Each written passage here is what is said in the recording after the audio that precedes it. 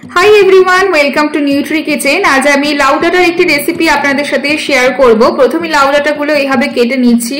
লাউ ডাঁটার সাথে লাউ পাতাগুলো কুচি কুচি করে কেটে এই রান্নাতে দিলে রান্নাটা আরো বেশি টেস্টি হয় খেতে। একটা আলু এইভাবে লম্বা লম্বা করে কেটে নিয়েছি। লাউ ডাঁটা ও লাউ পাতাগুলো ভালো করে 2-3 বার জল দিয়ে ধুয়ে নিয়েছি।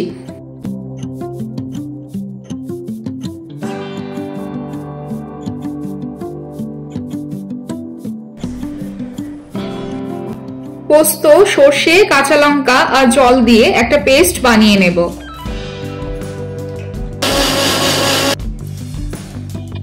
কড়াইতে তেল দিয়ে প্রথমেই কয়েকটা কলাই ডালের বড়ি ভেজে নেব।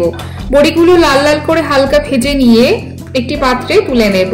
এরপর ওই কড়াইতেই দিয়ে দেবো একটা শুকনো লঙ্কা, একটা তেজপাতা আর দিয়ে দেবো 5 ফোড়ন। প্রথমে আলুগুলো দিয়ে দেব। আলুগুলো একটু লাল লাল করে ভেজে নেব।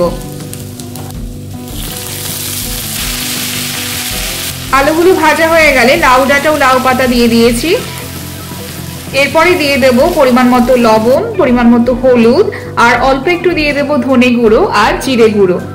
সব মশলা দিয়ে 1 থেকে 2 মিনিট কুক করে নেব। এরপরে দিয়ে দিচ্ছি সর্ষে, পোস্ত আর কাঁচা লঙ্কার পেস্টটা দেওয়ার পরে ঢাকা দিয়ে রান্না করে নেব। ডাঁটাগুলো সেদ্ধ হয়ে গেলেই ভেজে রাখা বড়িগুলো হাতের সাহায্যে অল্প একটু গুঁড়ো করে নিয়ে দিয়ে দিচ্ছি। এরপরে দিয়ে দেবো অল্প একটু চিনি। রান্নাটা আমার হয়েই গেছে। আপনারা বাড়িতে অবশ্যই ট্রাই করে দেখতে পারেন। গরম গরম ভাতের সাথে এই লাউ ডাঁটা চচ্চড়ি দারুণ লাগে খেতে।